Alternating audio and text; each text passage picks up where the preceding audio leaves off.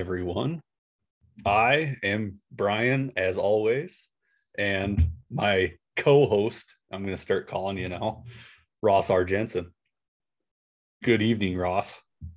Good evening, Brian. How you doing? Welcome. I'm doing good. Welcome back, everyone, to Scout the Statline prospect rankings. Tonight, we have probably one of the biggest position debates that you can possibly come across. We used to, there was always a saying when I was growing up that you don't talk about three things while you're in a bar: religion, politics, and football. I think it might change now, and I think it's religion, politics, and top 10 shortstop prospects. It's just going to cause a fight like instantly. So let the games begin. That's a fact. I mean, I know I've experienced that with the pros. Nobody likes my rankings. They're always going nuts. I've never seen anything like it. Like, if you omit somebody off your list, people just get irate. Oh yeah. Like, where is this guy? Minds explode. Mm-hmm. Blood vessels are popping out of necks, foreheads, probably arms. I don't know. I think somebody put it best. They said it's like you attacked their mom or something. Their child. Left grandma. I don't know. Something. Yeah. God, people, settle down. It's just a list. I didn't know you owned O'Neill Cruz. Settle down. Anyways, anything new?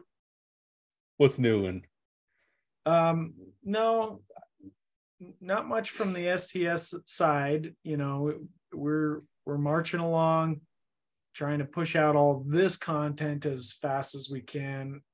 Still keep it high quality. So that's important. We're getting there. We're at the finish line. This is the last group of position players that we're going to go over. We have pitchers to go over next, though.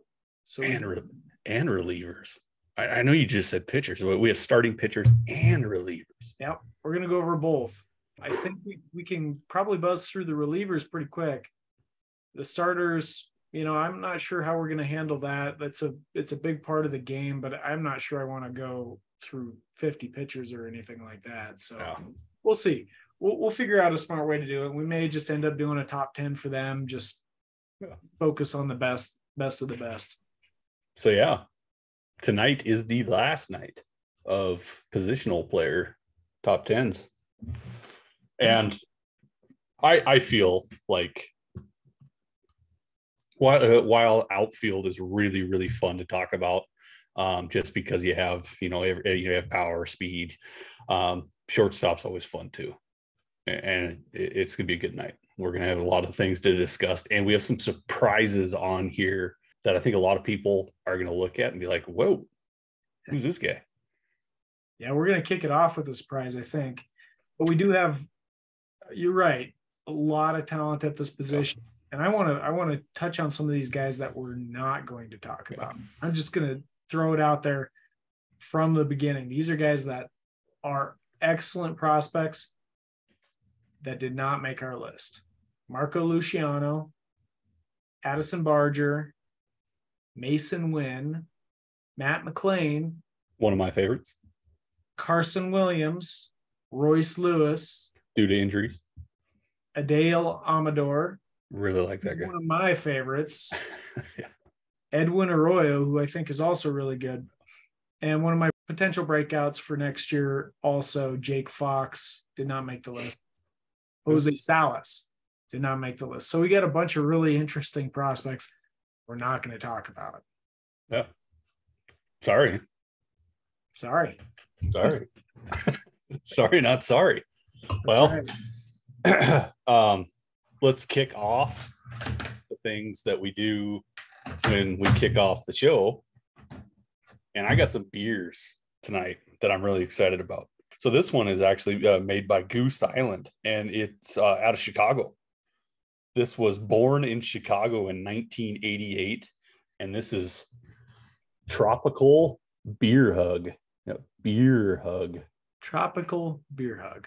And it is an Imperial IPA, 9.9%. So I might be slurring my words by the end of our little podcast here. Bursting with notes of mango, pineapple, peach, and citrus. So it's going to be interesting.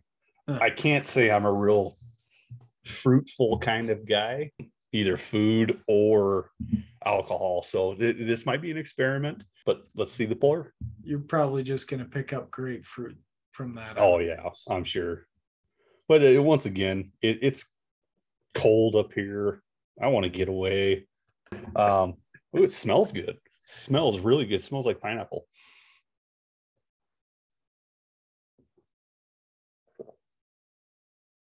Oh, that was a big drink. It's freaking delicious. Nice. Excellent. It's really, really good. I don't even know how to explain it. God, go get that beer. Everybody, go get that beer. Tropical beer hug. My turn. This is a new one. This one's called Devious Intent. Got another one of the big ones, huh? It's a big one, yeah. Nice. It's an Imperial Stout. So this is going to be a dark beer. We're going dark today. So I just thought we got a bunch of snow up here today. I thought I would give a dark beer a shot. This one fit the bill. It says Devious Intent is a robust Imperial Stout full of complex malty flavors and aromas. Our process conjures flavors of bitter chocolate, burnt grains, and brown sugar. 8.2% ABV, and from McCall Brewing Company out of McCall, Idaho. Here we go. Here goes the pour. It's going to be so dark. It's going to be dark. Oh, look at that. It's sticking to the side of your glass. Like a molasses. Wow. I don't know how you can. You're not even drinking it. You're chewing it. That's good. Grainy, malty. Yep. Burnt. Described. Yeah. So 2 really good beers for both of us tonight. I'm not going to lie to you. This might be a regular drinker. I don't typically say that. Yeah, that's really, really good. I know I've seen that one somewhere, so I'm going to go pick some up. Yeah, man. Recommendation. It's huge. That's bigger than our prospects right there. Nothing's bigger than that. You're right. Nothing is bigger than the top 10. Scout the Statline shortstop prospects. Let's do it. Let's blow their minds. Let's get into it. Let's jump into number 10. It's going to be somebody that I believe 95% of our viewers have no idea who this is. And he goes by the name of Tsung Che-Cheng.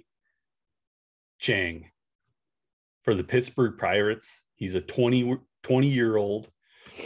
Ross, can we break down just a little bit of Tsung Che-Cheng? Okay, so this is an interesting one. I don't think a lot of people are very familiar with Cheng, and he comes as a surprise to me even on this list. But reviewing his profile, I think it looks pretty interesting, and it's fitting why he is where he is. So Cheng comes out of Taiwan. He made his debut in 2021, and he, as a 19-year-old, he was moved up to rookie ball. And I want to read you these stats because this is probably a big part of why he's on this list right here, this debut. In 157 plate appearances, he walked 30 times and only struck out 14. So he walked more than twice as much as he struck out that season debuting. Granted, he was 19, a little bit older for that rookie level than we sometimes see. But his overall slash line was 312 with a 449 OBP and a 492 slugging percentage. He hit 4 home runs in those 157 plate appearances, and he stole 16 bases. So pretty impressive debut. This year, his age 20 season, he was moved up to single A, and he continued to do the same kind of things, maybe not to the same high standards that he set that debut season, but still, overall, he slashed 270 with a 376 OBP and a 418 slugging percentage. The power was down a little bit, but he did hit 6 home runs, and he stole 33 bases. This coming in 458 plate appearances. So pretty solid season all around. I wouldn't say that it was remarkable, but he definitely flashed some speed.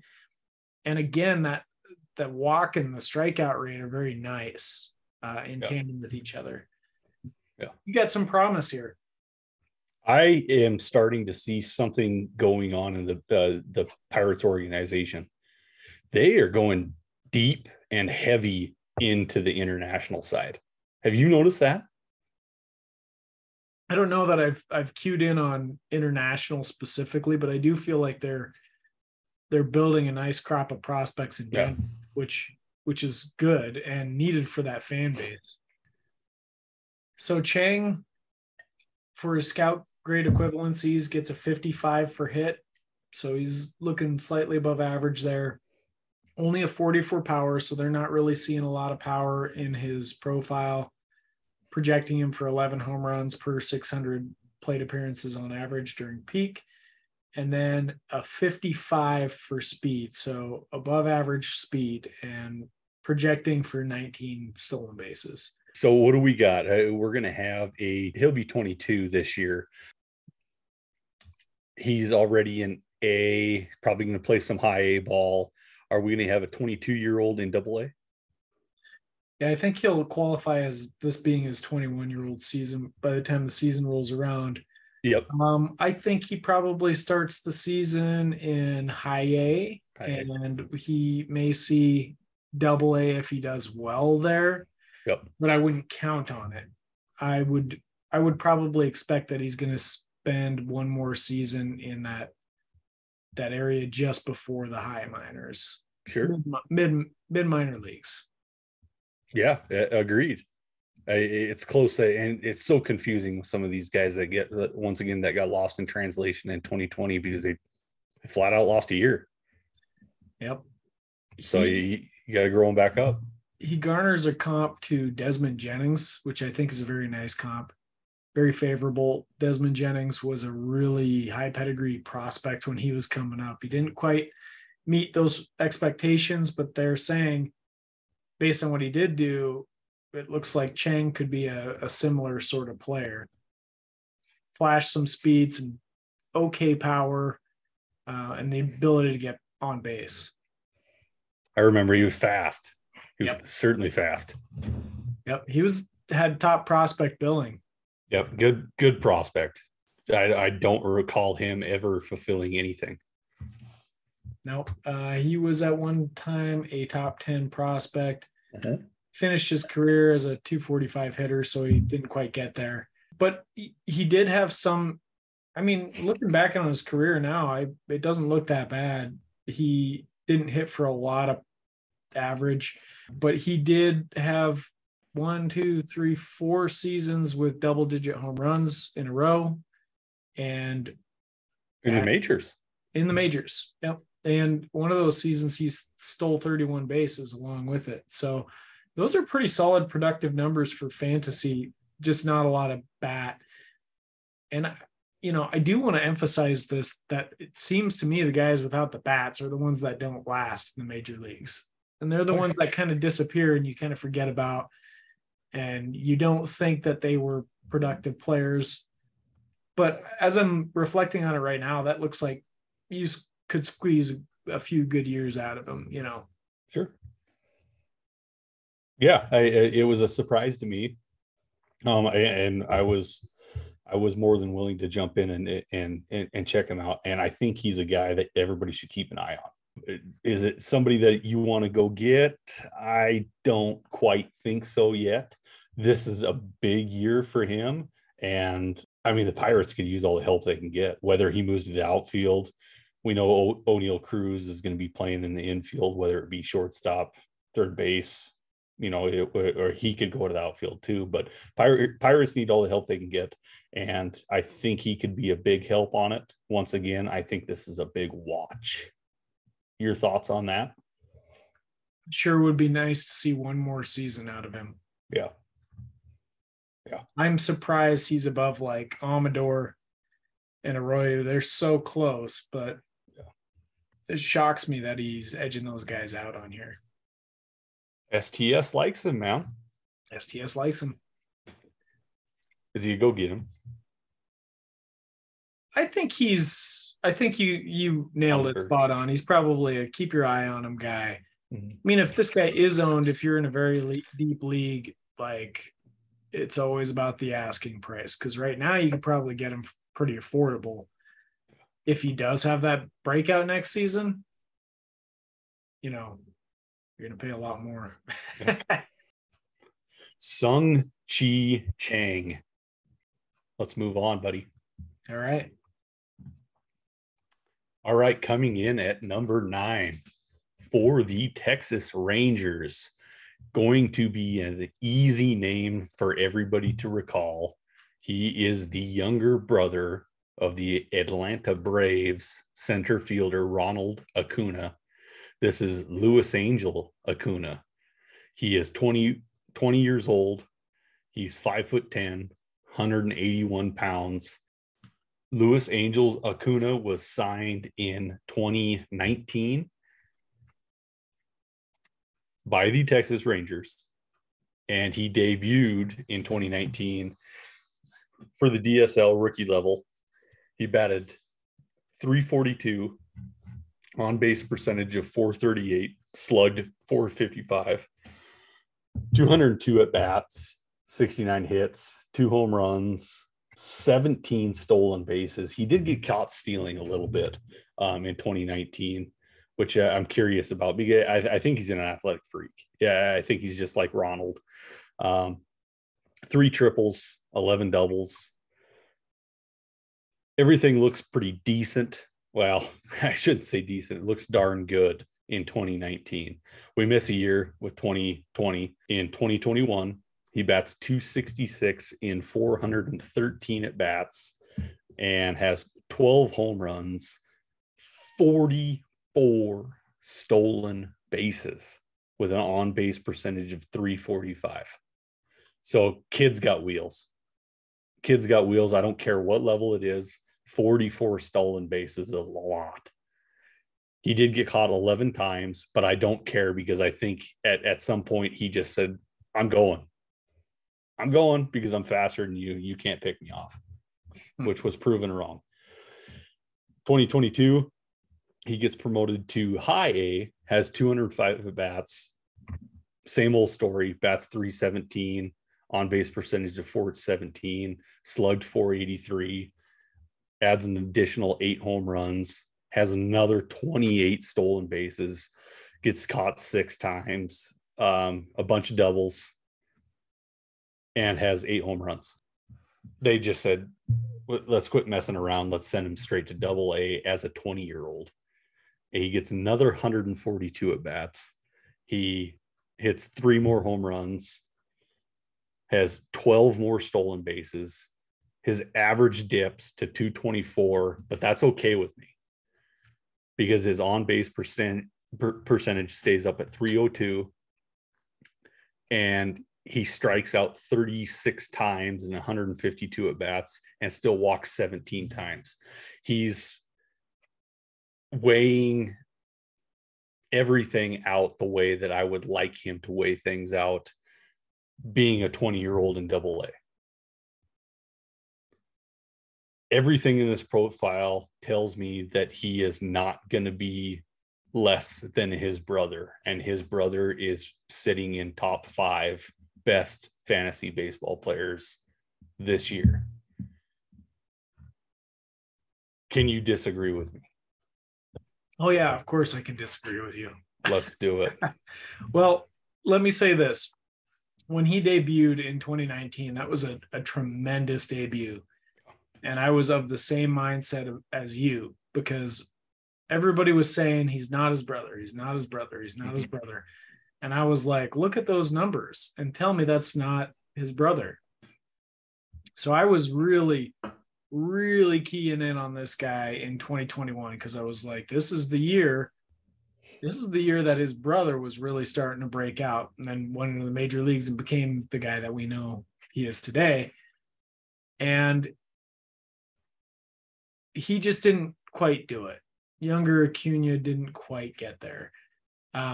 The thing that he hasn't developed that his brother has in spades up to this point, and I'm not saying that it's not possible that it shows up, but is the power. He's got decent power, but it's not anywhere at the level of where his brother was at. He's got a lot of speed. I think he's got better, or he's got a pretty similar plate approach. That first year, it looked like it was superior, actually. But I'd say right now it looks pretty similar.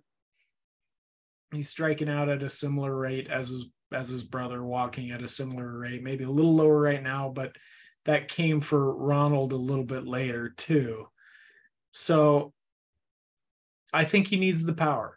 If he's gonna match those heights, he needs to grow into some power. I don't know that he's got the physical frame for it. Not that his brother is a big guy, but we just haven't seen it yet from little brother. He did miss 2020. So like in 2021, when he was 19 years old, he was already in A ball and he had 12 home runs. Could be a year behind. I mean, we'll see. I'm not banking on that. But I think what we're looking at right now is a solid all-around performer that will get you a lot of stolen bases. I'm higher on him than I think you are.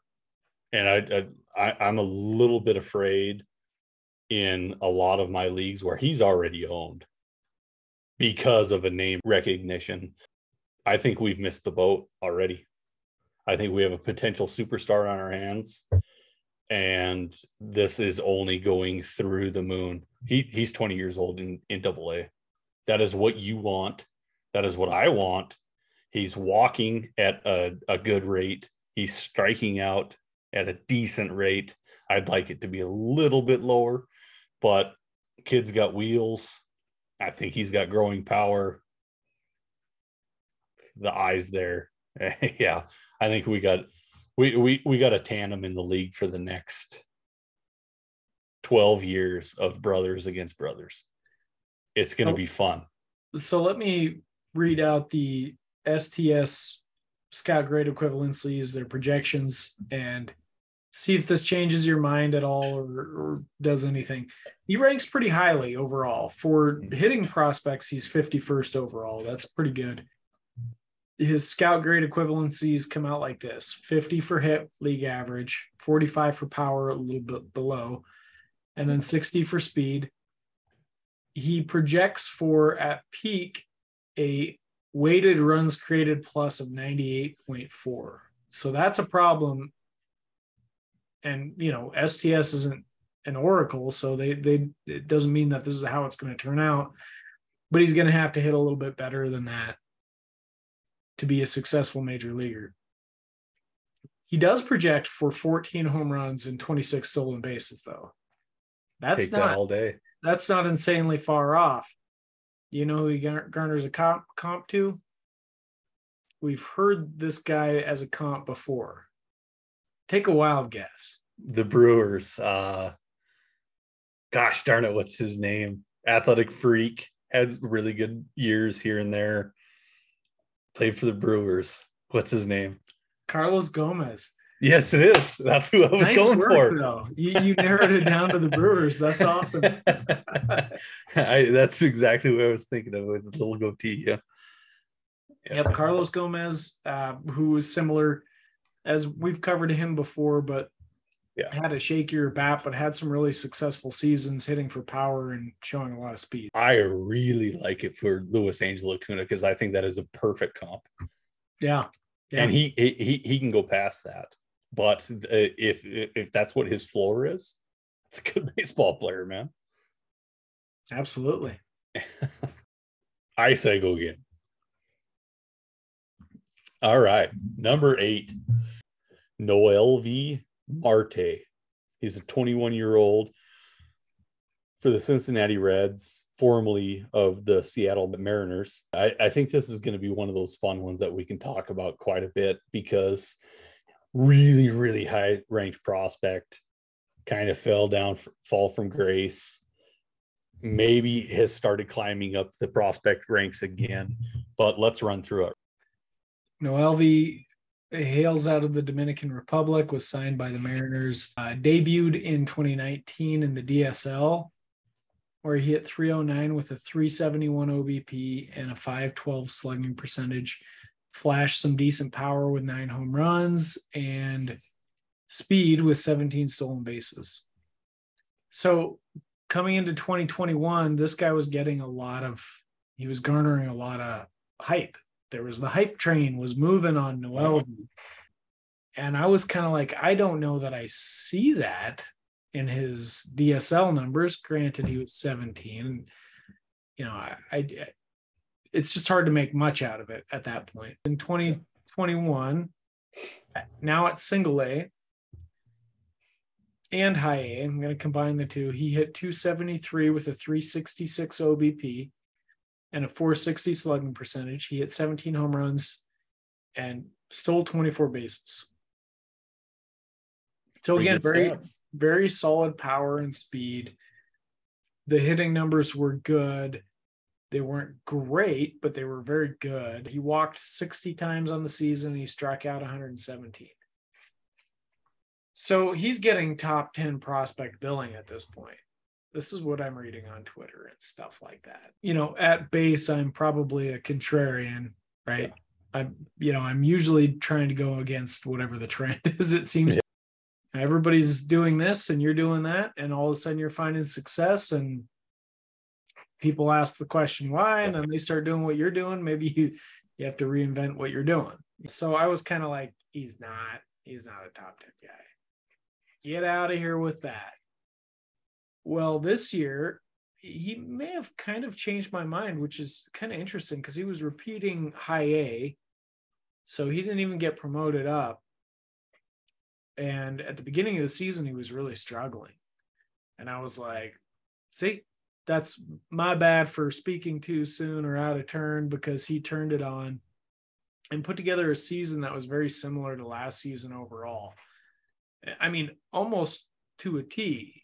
If you look at the OPS between the two seasons, last season was 825. This season, all at high A, was 829.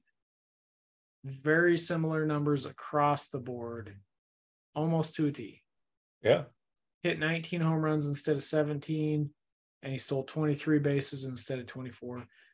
But he did catch fire there after I was kind of naysaying him a little bit. And that made me change my perspective a little bit. I think this guy's a pretty solid prospect. Is he the superstar he was getting billed for? Is he the top 10 guy he was getting billed for? I don't think that. But I think this is a pretty solid guy. Yeah, he was a world breaker.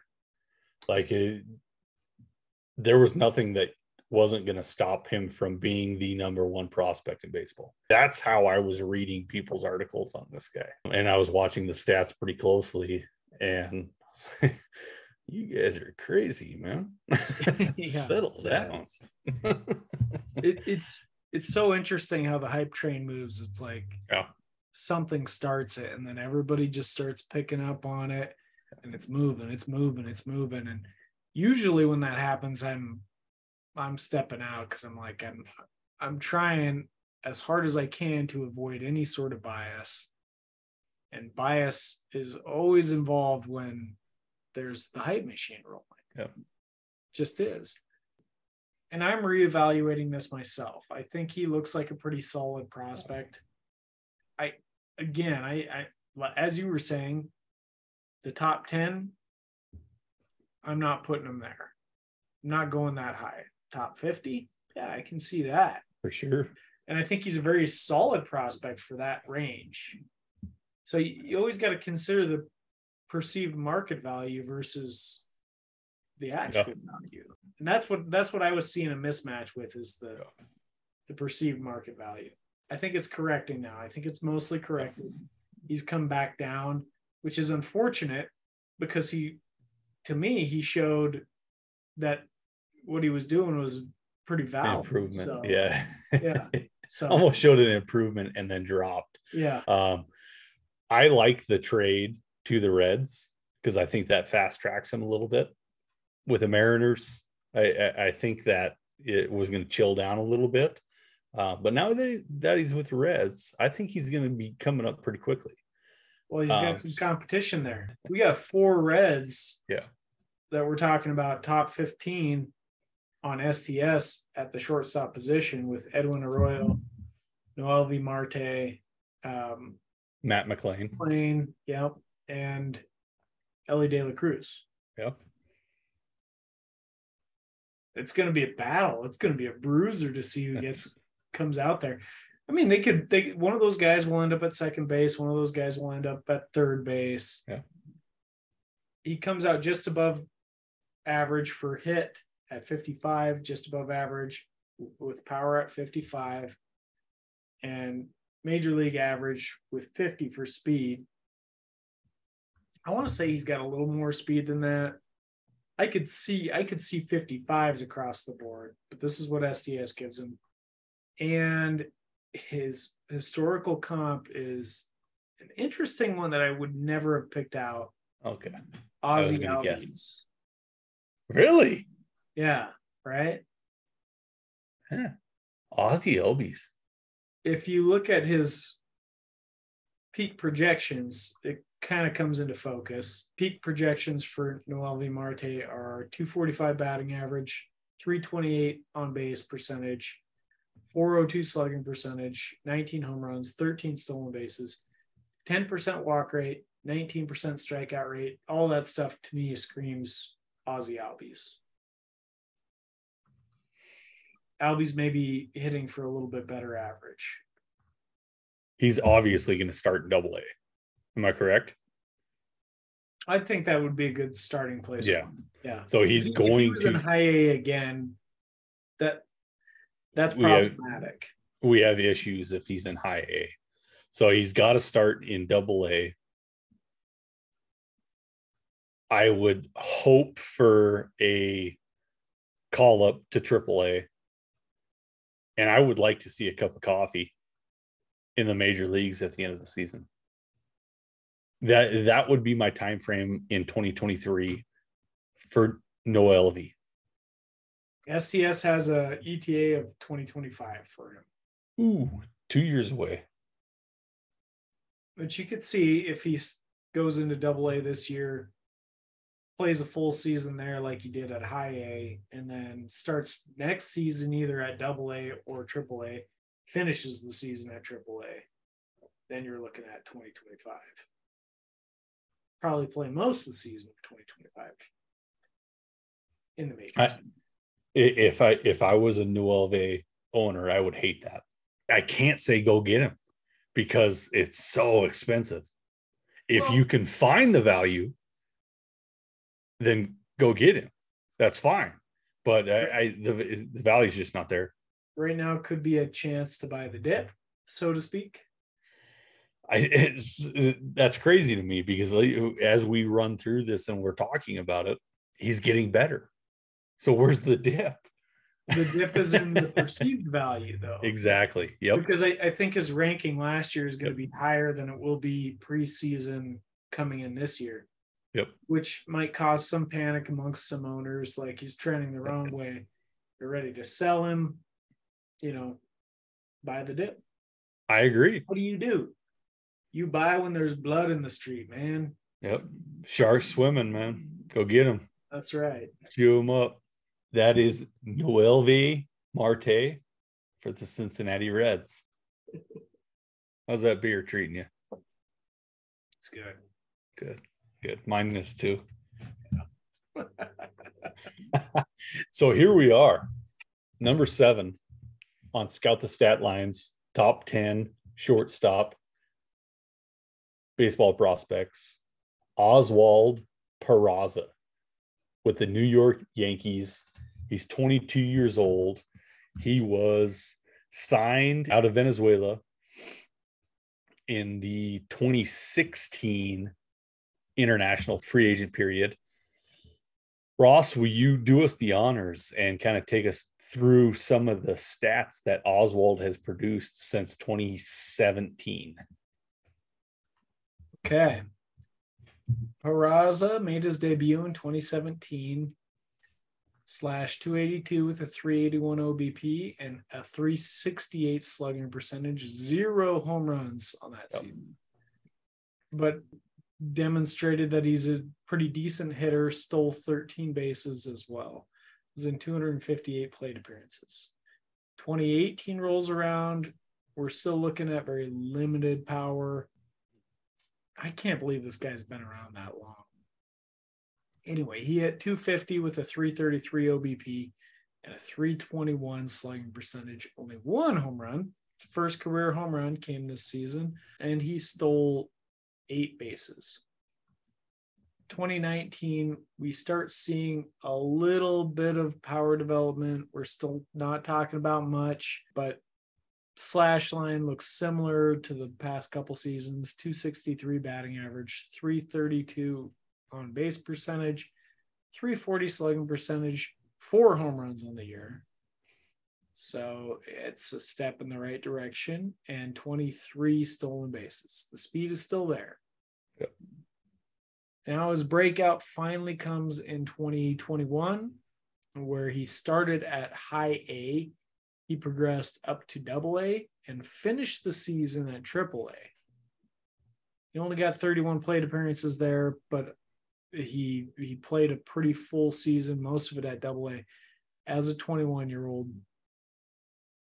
And he slashed 297, career high in batting average, 356, and slugged 477, by far the highest of his career. He hit 18 home runs that year and stole 38 bases. So that's a pretty big breakout season. And Peraza's name started creeping up the prospect lists at that point. Justifiably so, because I think while I'm a big proponent for taking in historical context for data, it's the power that typically develops late for prospects. So when you see a guy like Peraza who had 0 power and then he goes to hitting 18 bombs, that's notable, and I think it's a realistic change. And he validated that this year. This year, his season spent at AAA, batting average was down some, on base was down some. He hit 259 with a 329 on base percentage, but the power stayed there. Slugged 448 and hit 19 home runs, so set another career high in home runs and still stole 33 bases. He got a cup of coffee in the major leagues and performed pretty well there as well. Similar sort of story. He wasn't hitting with a lot of power. 1 home run. He did steal 2 bases as well and hit 306 in his debut, which was just 57 plate appearances. Sure.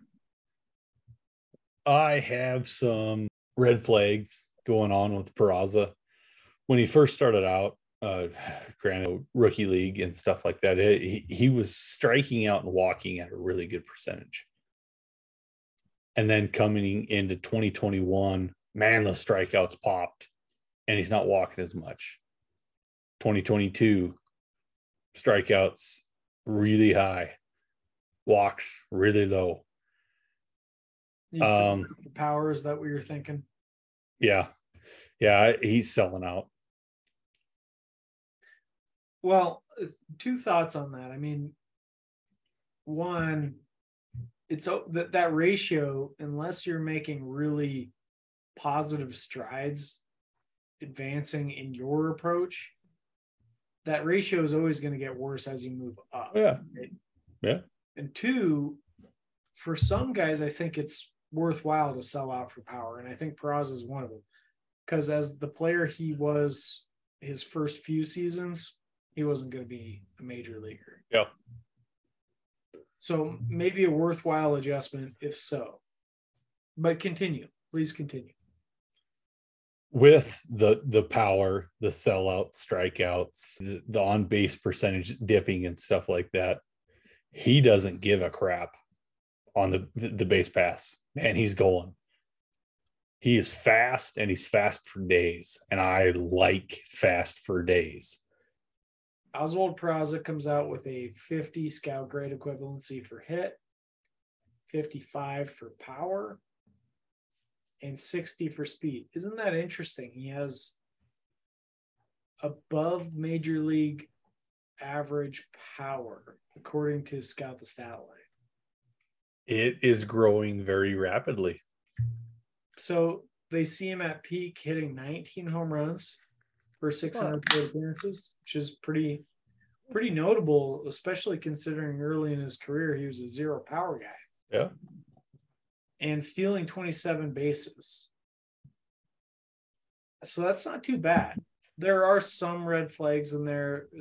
The hitting is not great according to their peak projections.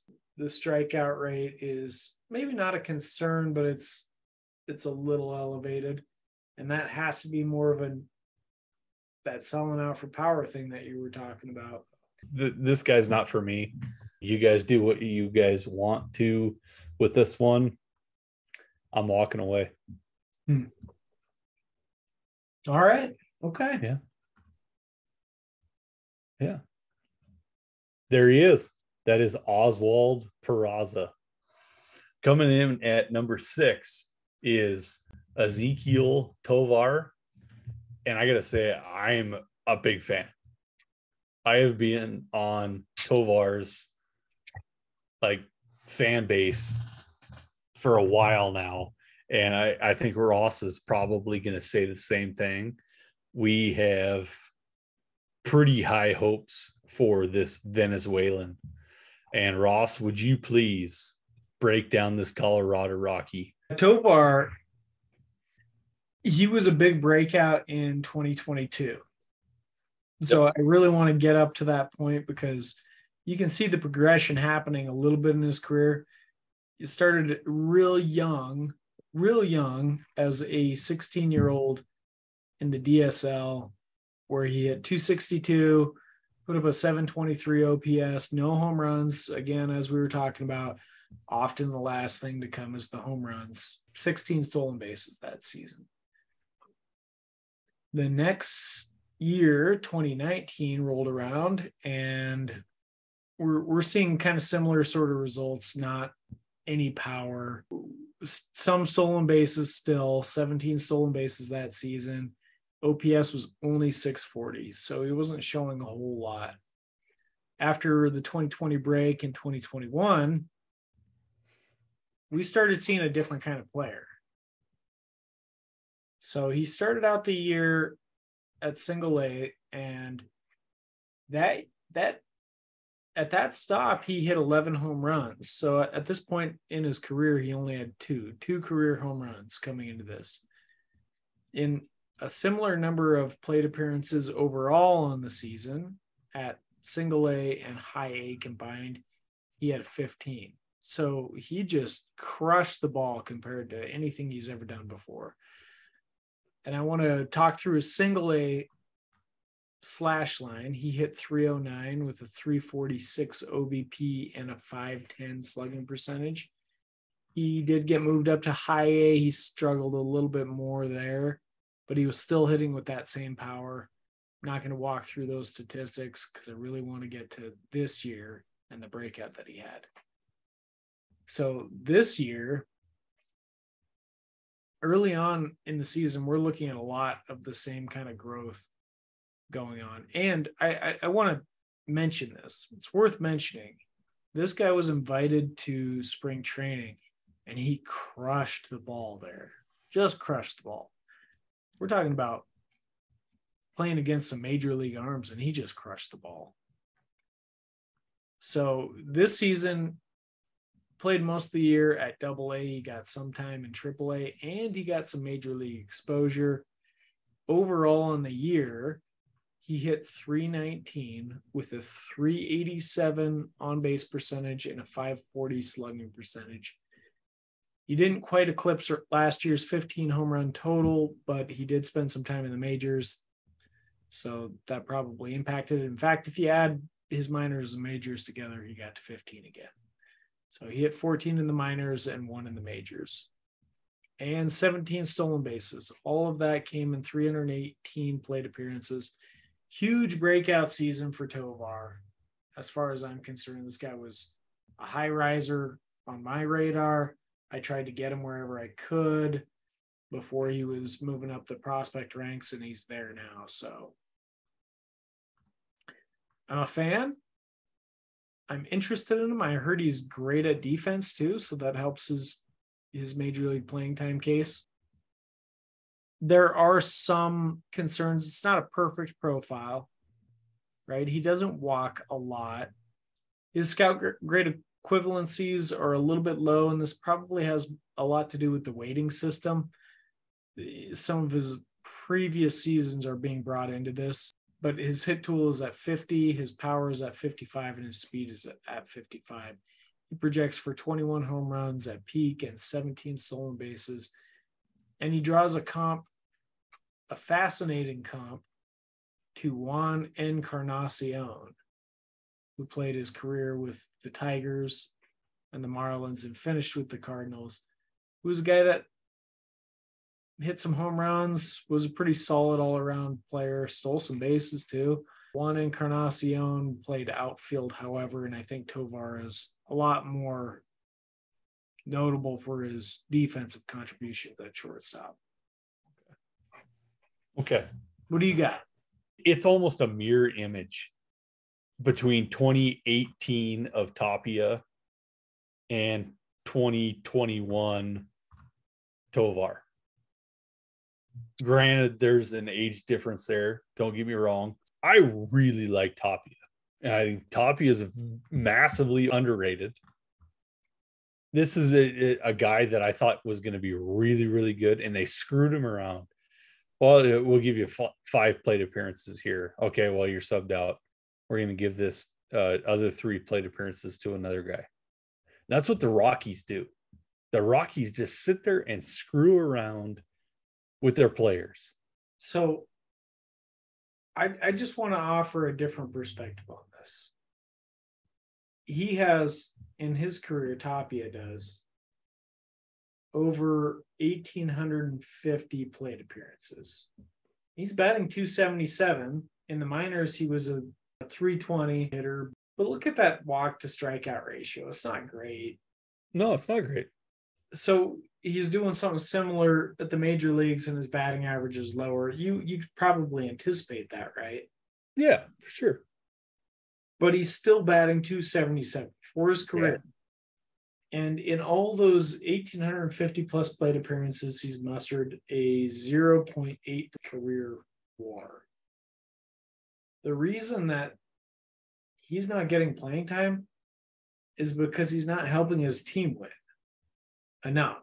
At least if you're Rockies brass, that's one way to look at it, right? It's not helping me win. Why am I playing him?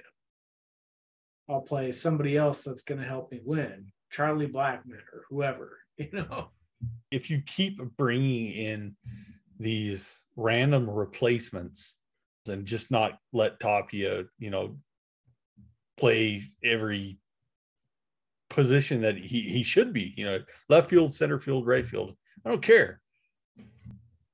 I just don't like what the Rockies do. And I'm terrified that that's what they're going to do to Tovar.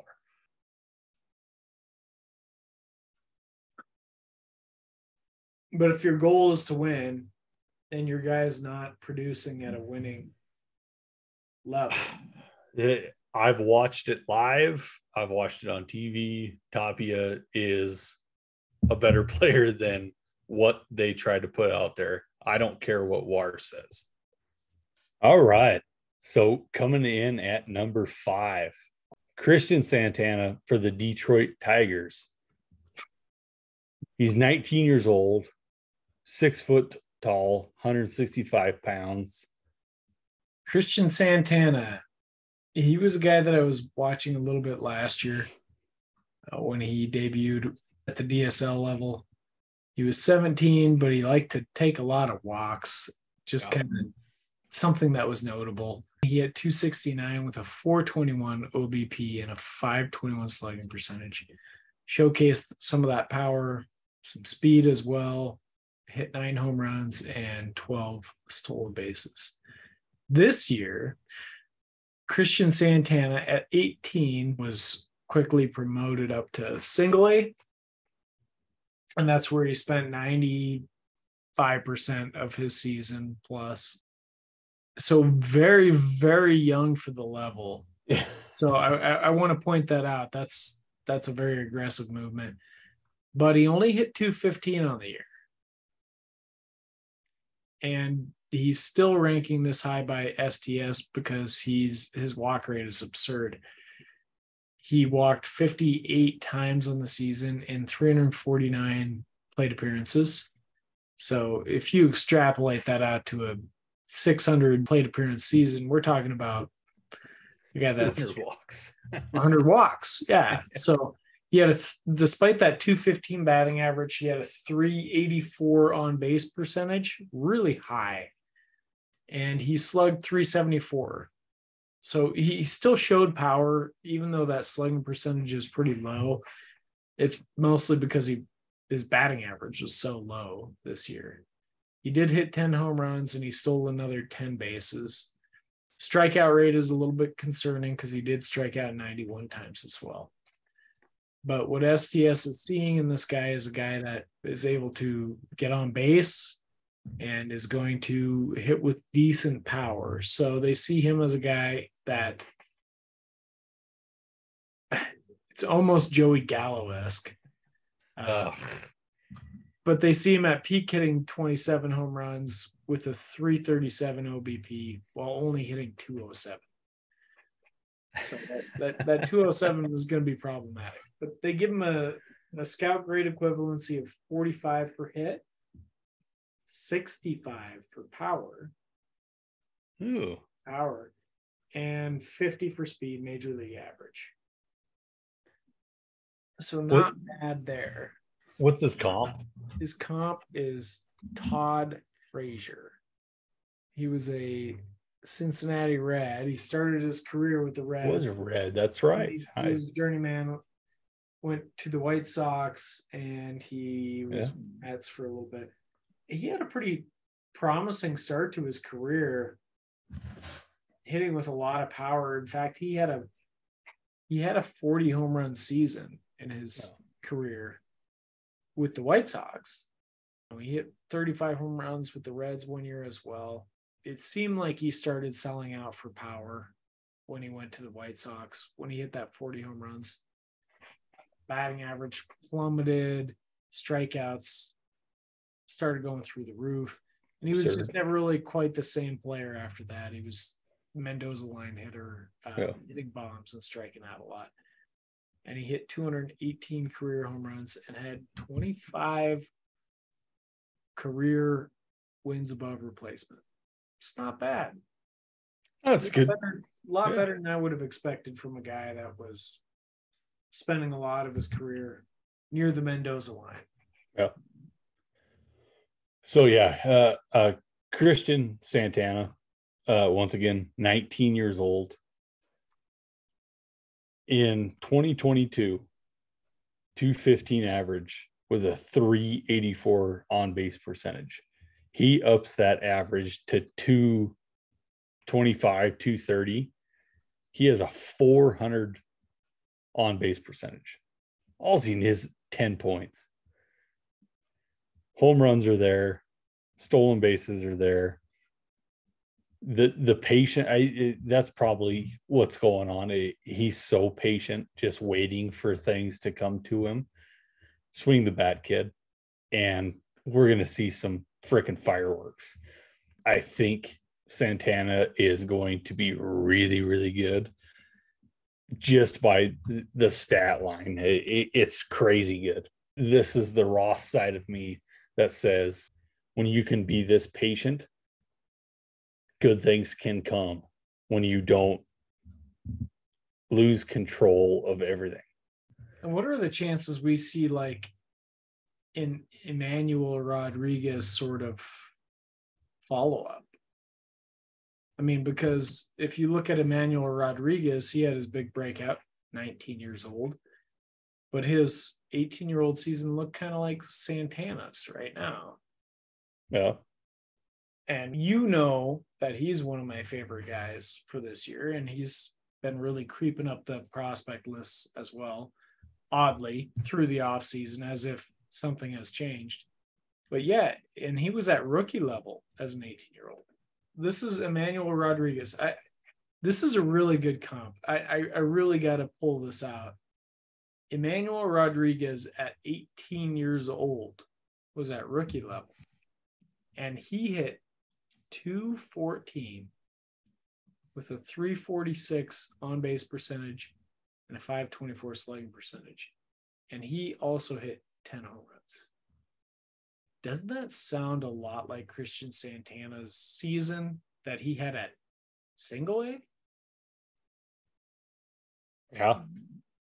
And think of the monster follow-up that Emmanuel Rodriguez had, where he had a 1044 OPS this year with a 493 OBP. What if we're on the precipice of seeing something like that from Cristian Santana? I mean, I'm speaking hypotheticals here, but we've seen this before, right? Oh, yeah. So, I mean, are we looking at, I want to pose this to you. Are we looking at a potential Emmanuel Rodriguez breakout? Well, yeah. I want to emphasize that. If we saw it from Emmanuel Rodriguez, why can't we see that from Cristian Santana? Is it a guarantee we see it? No. Yeah. They're sharing a lot of the same traits. So as we've been talking through this, my interest in Cristian Santana is growing. It should be. Because of the parallels we've seen with a guy like Emmanuel Rodriguez. We're not going to know. Yeah. We're not going to know until the season starts. I think they were playing at the same level. God, the batting average is hard to get past. It is, but you have to look at the full landscape, and you put that on. Yeah, you put that on. He's batting 270 with a 500 OBP. Exactly. Are you going to complain about that? That's what I mean. You have to look at the whole landscape, and I'm going to get this guy. I'm getting him. He's a go get him. I'm go get him right now. Just there it is. Just in case. There it is, guys. No, but if you have any ability to speculate in your leagues on prospects, I'm picking this guy up. I'm doing it after we get off of this. I'm going and I'm picking him up wherever I can. Yes, I agree with you. Go get him. It's beautiful. Synchronous. It's like go get him. It's magic. We ran a little bit long on our top 6 prospects at the shortstop position. So here's round 2. And with round 2, Ross, how are you? Let's start there. Yeah, no, it's good to be back. Let's finish this guy up. Yeah. We got new drinks. We do. That's before we move into the last half of the segment. That's what I was going to say. I was going to say, since this is a new dawning of a recording, we do have new beers. New beers. So do you want to go first? I always go first. You say this every time too. I know. I always go first. I think now I always go first, but that's okay. I'll go first. So, because I got something really special, and I actually don't have a beer today. I'm switching this up because we got our first request, Brian. We got our first request for a drink. Though we specified beer, we got a drink request. This one's something special. From Mr. RFF. Ryan Felix Fernandez. Mad Dog 2020. Banana red too. Banana red. Did you know that this drink is 100% natural fruits? I I'm sure that there is nothing natural in this at all. So it's straight antifreeze and turpentine. yeah, well, we're doing it. Ryan asked for it, and Ryan gets what he asked for. That's right. Cheers. Oh, that's so good. Oh no. Well, I do have a new beer. My new beer today is from Golden Road Brewing. And Golden Road is in St. Louis, Missouri, and Los Angeles, California. And this is Mango Cart. Okay. Pretty good looking can. A series inspired by the iconic fruit cart vendors of Los Angeles. It's a wheat ale, so this is right up my alley. I like wheats. I like that smoother beer, but here's the pour, fellas and gals. Looks like straight water. Kind of does. It looks like lemonade. That makes sense. That color makes sense.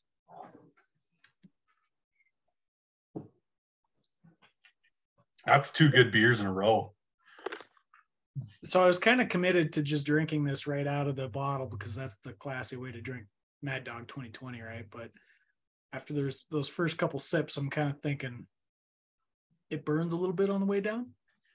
You know, it's very sweet, but it burns a little. So I did get some ice just in case. So I think I'm going to give myself a little pour. Cool it down. I hope we can get through this very quickly because that is going to suck.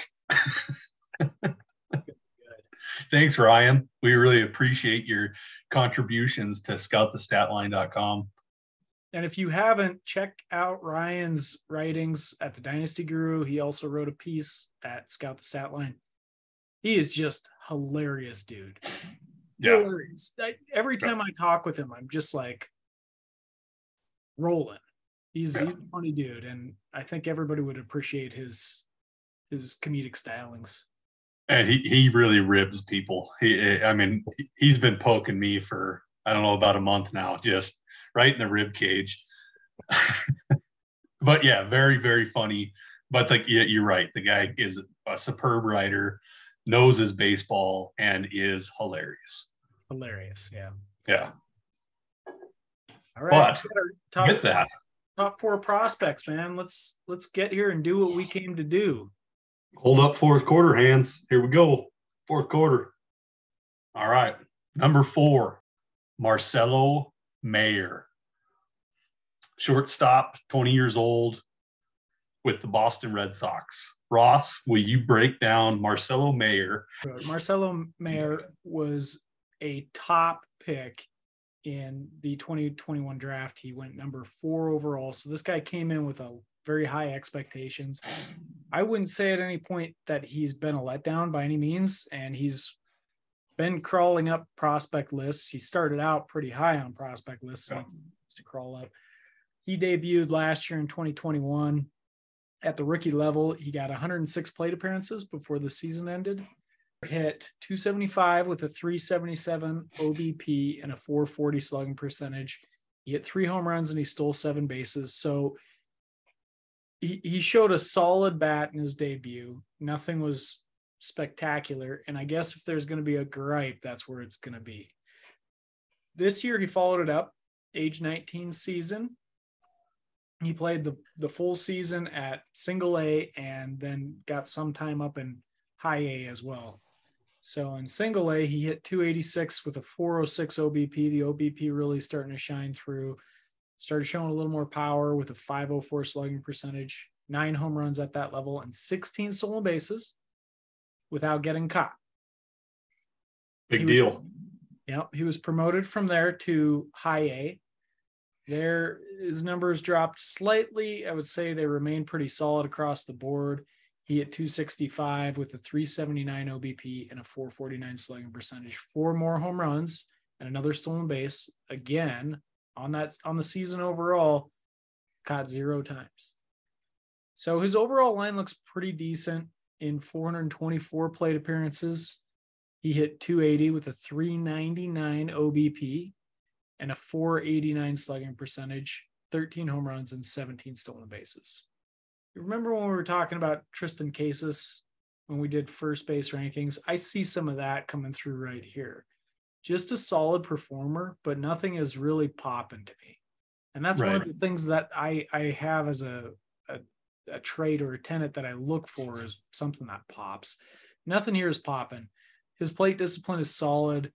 His bat skills are solid. His on-base skills are strong. They're probably a little above that solid level, solid power. And he's got sneaky speed, hasn't been caught stealing at all. If you're in a points league where you're getting knocked for caught stealings, there's maybe something there, because he seems to be very efficient on the base paths. This guy has moved into top 10 territory on major prospect lists. So it's really the same situation for me as it was with Casas. He's a very highly ranked prospect, another Red Sox, which is just coincidental. While I think it's good, it's not something I'm looking to go obtain personally. What are your thoughts here, Brian? Well, my biggest thing is right at the very beginning, we said he's 20 years old. He's 20 years old about a month ago. So he played the whole season at 19 years old. So that's single A and then high A. So all these stats are of a 19-year-old. And all of 2023 will be of a 20-year-old. And he might be in double A by the end of this season, which I think is probably a given at this point, that he'll be in double A at 20 years old all season. That's not something to shake your head at. He might start at high A again. He'll probably play most of the season at double A. Would not surprise me in the least. Yeah. Just right after the All-Star break is probably when he's going to be in double A. Is going to be my guess. And I think that's a really, really big indicator of something to come. If you are all in on Mayer, now would be the time to get him before it gets way too expensive. Because if he lights up double A at 20 years old, you're not getting this guy. He's going to be entrenched in everybody's minor league roster, and he's not going anywhere. So if you want to get him, you're going to have to get him right now. Am I a huge believer? Yeah, I think I am. You said you would go get him now before the explosion. And I guess I would take a different position on that, because to me, there's just as much risk that explosion doesn't happen. And if it doesn't happen, you just paid top 10 prices for a player. So I just want to see a little bit more. I'm not saying I'm off of this guy by any means. I'm just saying I want a little bit more. I want him to show me. He comes in with scout grade equivalencies of 55 for hit, 55 for power, and 50 for speed. So slightly above average hit and power. And he draws a comp to Jason Worth. He's a guy that hit for pretty decent power, and he stole some bases, especially earlier in his career, before he got into his mid-30s, that is. Yeah. I mean, he was striking out at a decent clip, but he was also drawing a pretty good amount of walks. If I were to walk through his statistical production, you might think a little bit differently. For his career, which spanned 15 seasons, pretty long career. Yeah. Most of it with the Phillies and the Nationals. He had a career slash line of 267 with a 360 OBP and a 455 slugging percentage. 229 career home runs and 132 career stolen bases. Didn't win any MVPs or anything like that, but he had a pretty steady career where he accumulated almost 30 wins above replacement. At his peak, he hit 36 home runs and stole 20 bases. I don't remember him stealing bags, but that's pretty solid. It's pretty damn solid. Yeah, pretty solid. Yeah. One more thing I'd like to add on Marcelo Mayer is the body type. 20 years old, 6'3", 188 pounds. That was probably last year's number. He's probably closer to 200. That's a big body. It's a good body guy. He's another one of those big top pick prospects at shortstop. So we see a lot of those come through these days. So you are a solid wait and see. You want to see AA numbers probably. I want to see a little bit more. I want to see the breakout before I'm buying. Yeah. At top 10 prices, I want to see it before I'm buying. Okay. I say go get them. All right. All right. Moving on. Here we are in the top 3 already. Jordan Lawlar is our next one. Jordan Lawlar is a 6'2", 190-pound, 20-year-old. He is with the Arizona Diamondbacks. He was drafted in 2021, round 1, pick 6. And I think this was a little bit of a surprise. Jordan Lawlar come into that draft, and he was supposed to be 1-2. You know, he was going to go 1-2 no matter what, and then he slid. Just to break it down, let's run through Jordan Lawlar. And Jordan Lawlar debuted in 2021. He only had 5 at bats. He did get hurt. 5 at bats, batted 400. So let's just skip over that because he lost 2021 with a couple nagging injuries and stuff like that. But come into 2022, and we have a total of 389 at bats. Now that comes from rookie ball, A ball, high A ball, and then into double A ball. Basically what happened was he was crushing the freaking ball in the lower minors, and they just said, let's quit screwing around. Let's get him straight to double A. So I'm just going to highlight A and A plus. A, 174 at bats, batted 351, on base 447, slugged 603. He had 9 home runs, 24 stolen bases. Gets the call up to high A, has another 111 at bats, hits 3 more dingers, steals another 13 bags, has a 288 average, 385 on base, and they're just like, okay, he's too advanced. Let's get him to double A. Now, I enjoy this probably more than anything, is seeing a young kid progress through the minors, showing it, and then struggling a little bit. So he got 85 at bats in double A, batted 212 with an on-base percentage of 299 and slugged 353. He did hit 4 more home runs and 2 more stolen bags. But that progression to me is so much fun. Struggling is okay. It's okay to see a dip in the numbers. What do you think, Ross? Like, is there anything that you see in here that is unflattering or anything like that? Oh, no, not at all. I think this is one of the guys that I'm in on. I think there's important context to put into this. This is a player who kind of dropped, as you were saying, during that draft class. So now you've got Mayer with higher expectations coming into this season, and still like he's ranked higher. It looks like on most of the big publications. I think that's a mistake, because I think Lawlar demonstrated that he should have been that top end pick. And this guy is one of a handful of guys that I think has number 1 prospect potential. So I think he had a great start to the season, was just dominating single A, way too advanced for the level. It wasn't much different at high A. You know, you boost him up high enough and sure, he's going to finally struggle a little bit. And so that's where it happened. I mean, we're talking about a 19-year-old in double A. It's pretty impressive. Might have been 20 by the time he got up there, but really early 20. This is age 19 season. This is a guy who, he doesn't strike out a lot. He's got a lot more speed than I think even people expected when he was coming in. You know, he was known for having some power and some speed, having that combination, but I think he showed more of those skills than expected this year. So I'm all in. I think he's got a great looking profile. I'm not worried about the double A blip. Another piece of context to take into consideration. This is his first full season in professional baseball. That's a long season for a young kid. And you've never been exposed to something like that. You go from playing however many games in high school to coming up to the professional level, and you're playing 80 games plus. You're putting in a lot of time and grinding every single day.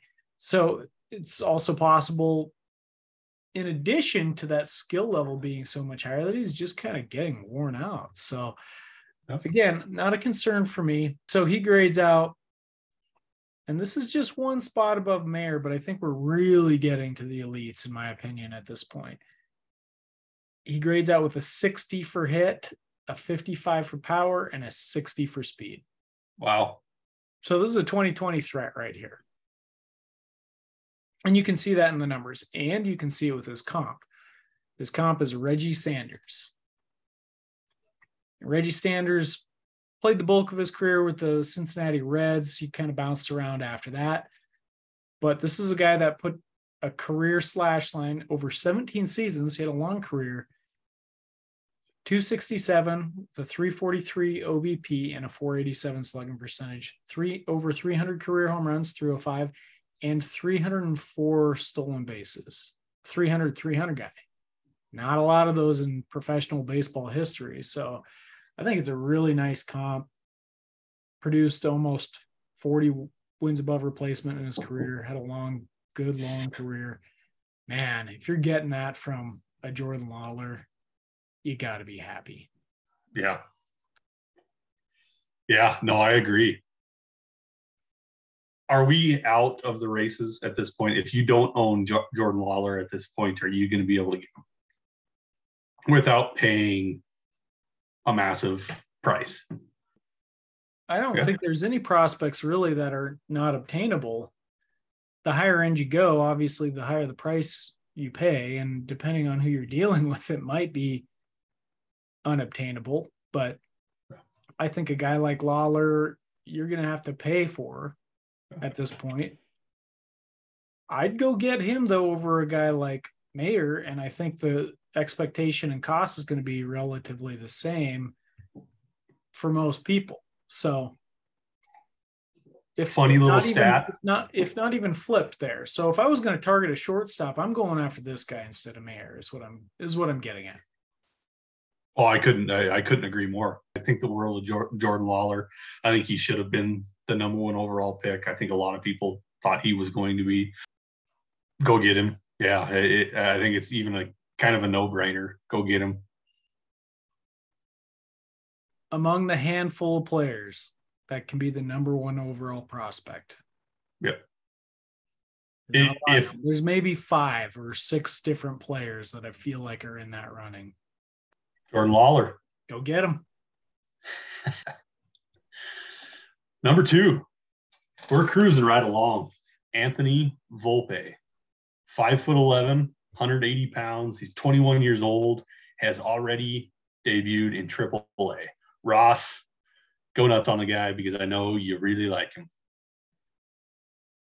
So every year at Scout the Statline since 2019, it was 3 years, we've had a couple really big names. And there's usually one standout every single year that I can think of that it's like, this was our win because we picked this guy out. He wasn't even sniffing top 100 lists. And the next thing you know, he's a top 10 guy. 2021, it was Anthony Volpe. We nailed this guy. Nobody was to Anthony Volpe quicker than we were. We were all over him. So he had goes without saying, he had a huge breakout in 2021. So I want to run through his career a little bit. He was drafted with the last pick in the first round. So he wasn't coming in with extremely high expectations. And then after his rookie season in 2019, it was not a grand debut. He only hit 215. He hit 2 home runs. He wasn't really showing a whole lot in 150 plate appearances. Kind of off the map at that point. 2021 came along. We were queuing into him like right away, early in the season, because he was showing plate discipline. He was hitting bombs, and he was flashing a lot of speed. So let me walk through the season. Started the year at single A, now 20 years old. He came into the league as an 18-year-old, now 20 at single A and 257 plate appearances, half a season's worth. He hit 302 with a 455 OBP and a 623 slugging percentage. He was mashing. 12 home runs and 21 stolen bases. Again, we're talking about half a season of plate appearances. And perhaps the most impressive part of that early half of the season was he walked more than he struck out. 51 walks and 43 strikeouts. Second half of the season, he's promoted to high A, and we saw a lot more of the same. Numbers dropped slightly, but I think he was actually growing into power. We're talking about one less plate appearances at high A than single A, and he actually hit 3 more home runs. So he hit 15 at high A, growing into that power, as I was saying. Stolen bases dropped a little bit. He stole 12, and he didn't quite have the beautiful looking walk to strikeout ratio that he did, but he still kept his strikeouts at bay, and he hit 286 with a 391 OBP and a 587 slugging percentage. Overall slash on the season, 294 with a 423 OBP and a 604 slugging percentage. 27 home runs and 33 stolen bases. So we're talking about right off the bat, we're talking about a 30-30 threat. Okay, so this season, expectations now off the charts, right? So he's a scout stat line darling. If you were following us, you nailed this guy early in 2021. You were all over it. If you weren't, you might have missed out. That's okay. Coming into 2022, now expectations are sky high. He's a top 10 prospect by quite a few people, and he's being tabbed as the guy that's going to be the next number one prospect, or at least one of the potentials. 2022 was a little bit of a different story. I'm not terribly concerned with the way that his season went, but he only hit 249 overall in the year. He played between AA and AAA. I think a lot of it was him being challenged. So we saw more strikeouts. Walk rate didn't quite hold up as well. He did start, I was watching him very closely, and he did start figuring AA out before he got promoted. He was starting to hit there a lot better around the time he got promoted. And then he was challenged again, and so his numbers took another dip there. Still, nonetheless, in a full season of plate appearances, he again hit over 20 home runs, 21 home runs, and he stole 50 bases this year. He really turned up the speed. But only hit 249 with a 342 OBP and a 460 slugging percentage. His prospect stock has probably dipped a little bit, but not a lot. At this point, again, if you're watching us in early 2020, you already own this guy. And I'm saying if you own him now, stick with him. If you don't, I'd maybe wait to see how he starts out this next year. But he's going to be a professional in 2023. Oh. And if he's hitting the ball well, he'll probably spend most of the season in the majors. Big hole with the Yankees right now. Big hole. They could have filled that hole if they wanted to. Yeah. They're holding that position because they know Volpe is right there to fill it. And if not Volpe, they got Peraza that they could look at as well. I don't think that's who they're holding the position for, though. No. Yeah, I want to really hammer that home that there's a big hole sitting with the Yankees right now, and somebody's going to get the call real early in the season. And I believe it's going to be this gentleman right here. Anthony Volpe will be the starting shortstop for the Yankees. I agree. So his scout grade equivalencies, I'm going to just contrast these with Jordan Lawlar, who had a 60 for hit. Volpe is a lot lower at 50, just an average hit tool, but he comes in with 60 grade power, and 60 grade speed. He projects as a 2020 player, 23 home runs and 25 stolen bases.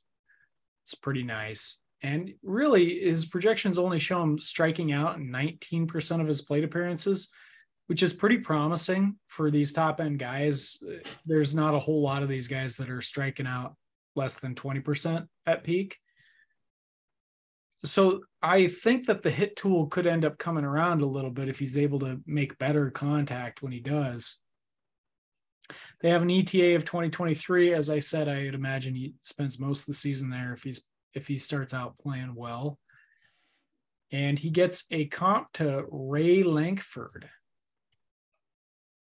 We're talking about 2020 players, and we just talked about Lawlar with Reggie Sanders. Ray Lankford was a St. Louis Cardinal, played through the 90s and the early 2000s.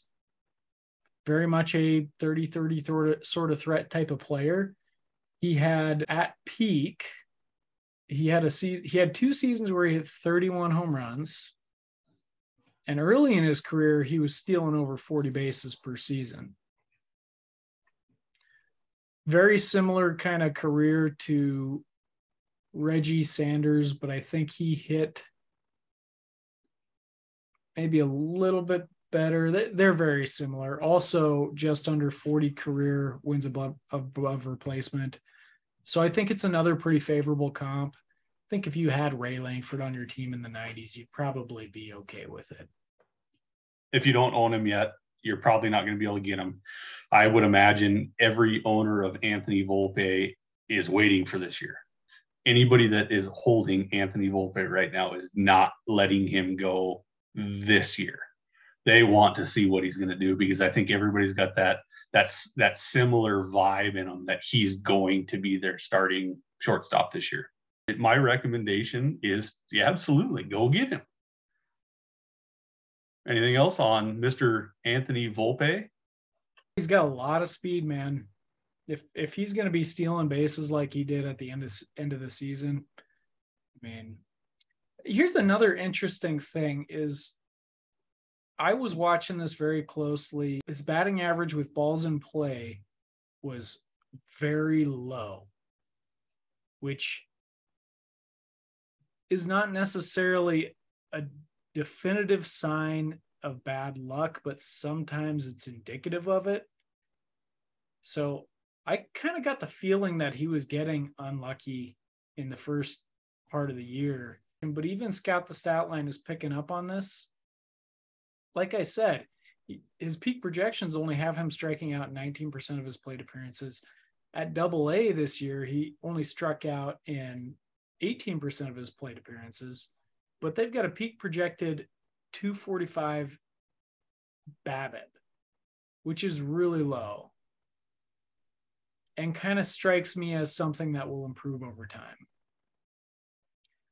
So he might hit with more average than you think. And if he is hitting for average, the OBP is going to be there because he's got pretty good plate discipline. And that's just going to give him even more stolen base opportunities. Yeah. All right, Brian, let's do our number 1 shortstop. Elly De La Cruz. And he's a 21-year-old. He plays for the Cincinnati Reds. He's 6'5", weighs 200 pounds, and has completely knocked the cover off the ball since he's been in the minors.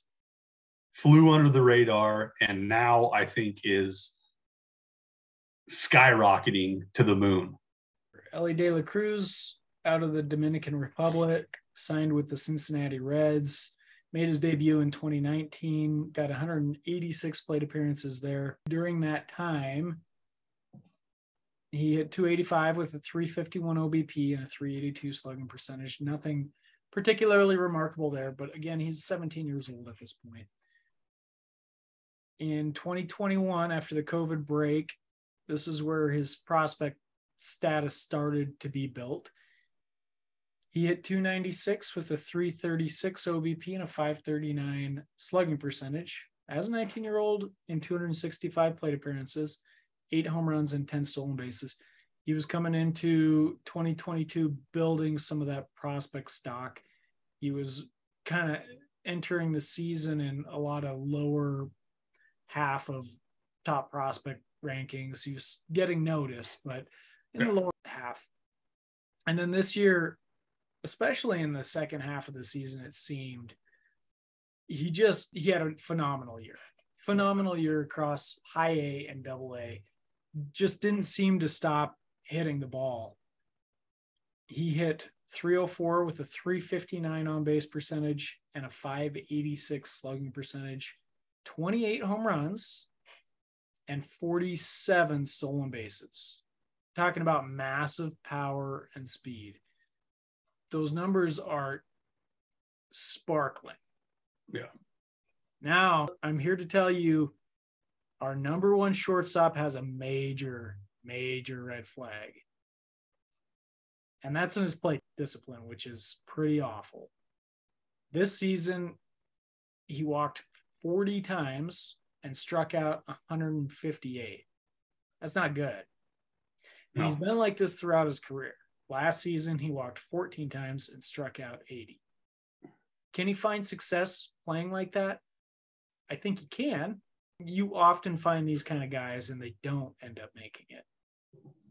They eventually get exposed. Pitchers that are smart, which the pitchers that are at the major league level are the smartest and oftentimes also the most talented. But they're going to learn how to exploit that, or they're going to work to learn how to exploit that, which means if he is going to find success, he's really got to learn that over the next couple of years. Can he be a successful major leaguer with that kind of a walk to strikeout ratio? He can. Mm-hmm. There are other guys that have done it. But I'm just telling you right now, if he's doing that at double A, it's going to be a lot worse at the major league level. So he's got to get that figured out. Our peak projections don't care about that. They're only looking at what does it look like on average when he gets to the next level. And they're seeing something pretty special in there. I'm running a red flag up the pole. But I'm also saying that I think that this guy is really intriguing nonetheless. He has scout grade equivalencies of 55 for hit, 60 for power, and 60 for speed. Similar to last two guys that we talked about, Lawlar and Volpe, he grades out as a 2020 threat, 26 home runs and 22 stolen bases. Grades out with the best power out of all the guys that we've talked about in the second half of the day. I think overall on the list, 485 slugging percentage with a 262 batting average and a 316 OBP. So if you're in OBP leagues, that's something you want to keep in mind is his OBP is probably going to be a little on the lower end comparatively. But they are seeing him making a debut in 2023, which is pretty aggressive. I would push that back a little bit personally, probably to 2024, assuming he continues to hit. But again, that play discipline is going to be a sticking point. This year on the season, he struck out in 31% of his plate appearances. It's really high. And his track record is the exact same, 30% plus. And only walking in 5, 8, 7%, of his plate appearances. So I think that's one thing that I really want to see get addressed in him. And if he figures it out and he's able to do it at the major league level, we're talking about a 30-30 talent. If he doesn't, I mean, we're talking about a huge bust at this point, because this guy is a top 10 prospect everywhere. One final thing, he garners a comp to Christian Yelich. And that's a pretty interesting one. Lately, Christian Yelich has been all right, but he's still hitting with some decent power and stealing some bases. But I mean, if you're looking at peak Christian Yelich, that guy was really good. Among the best hitters in baseball, the best hitter in baseball during that stretch. So it's an interesting one. We'll see if Elly De La Cruz physical specimen can get there. I'm a huge stickler on the strikeout percentage. Anytime I see 25% and higher, I start throwing a red flag. I start getting scared, and I don't want any part of it. When you have these kind of counting stats, I'll be completely frank, I don't give a shit. You have 28 home runs and 47 stolen bases. Strikeouts be damned, man. Do whatever the hell you got to do to keep those counting stats up there. I agree with you. I agree with you. I understand what you're talking about with Major League pitching, figuring him out. But we're talking about 21-year-old in Double-A putting up these kind of numbers. He's got a lot to learn, a long way to go. I'm going to guess that he's got the athleticism to figure out pitchers as well. We have a 3-year track record of 30% strikeout. But it's not just athleticism. We've seen a ton of athletic dudes that are just like extremely talented come up and not make it because pitchers are just like pitching around him. They're not giving him things to hit. They're putting things, maybe they're dangling things close to the zone and he's swinging away. Yeah. No, I get it. But I'm going to put too. And I'm not saying that he's not, because I have no clue. I'm just saying it's a thing it's a red flag to me. It's a concern. Yeah. And it should be. And I 100% agree with you. It's just when I see those eye-popping counting stats, man, I want to be all over it, especially with 300 average too. He's not Joey Gallo batting 200 and hitting 25 bombs. He's batting 300 and then coupling it with 47 stolen bases. I guess my counterpoint would be Joey Gallo wasn't a 200 hitter when he was in the minor leagues either. I'm just 300 hitter, but he wasn't a 200 hitter either. He was. I'm just throwing out my argument. I'm a huge believer in Elly De La Cruz. I am a huge believer. I'm making the argument as a devil's advocate. The first thing I thought of was Delman Young. I can see Delman Young all over the place. I think that this is a really good example of why this is a risk. We're talking about a guy that was number one prospect. Yeah. Delman Young. In his minor league career, he was a .317 hitter with a .514 slugging percentage, but his walk to strikeout ratios were ugly. Yeah. Let's listen to this and tell me if this does not make you a little concerned when you're thinking about Elly De La Cruz. This is Delman Young when he was 19 years old. He was playing in Double-A and Triple-A through the season. Jeez. Double-A and Triple-A, 19 years old. Overall in the season, he hit .315 with a .354 OBP and a .527 slugging percentage, 26 home runs, and 32 stolen bases. That guy looks like a superstar, right? Yeah. And he walked 29 times. This is in 604 plate appearances. It's not very many walks. And struck out 99 times. That's a great pessimistic outlook for an Elly De La Cruz. Man, I hope that it doesn't go down that route. It's got to take a walk. Yeah. Got to take a walk. There it is, ladies and gentlemen. There is Scout the Statline's top 10 shortstops for 2023. Thanks, man. I had a great time. Of course. We always have a good time. Look, I still got plenty of Mad Dog left. I still got my lemonade. Right on. Thanks, everyone.